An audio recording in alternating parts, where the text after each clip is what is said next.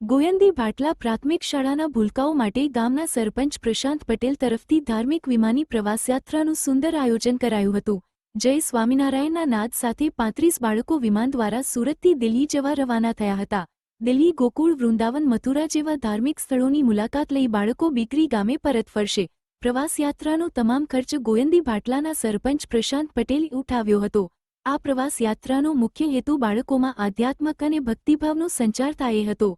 વિમાનમાં બેસવાનું સપનું સાકાર થતાં પ્રાથમિક શાળાના વિદ્યાર્થીઓના ચહેરાઓ ખીલી ઉઠ્યા હતા। નવસારી જિલ્લા સહિત ગણદેવી તાલુકામાં સરપંચ પ્રશાંત પટેલ દ્વારા આયોજિત વિમાની પ્રવાસયાત્રાની ભારે પ્રશંસા કરાઈ રહી છે। બિલીમોરાથી સંવાદદાતા અશોક જોશીનો રિપોર્ટ।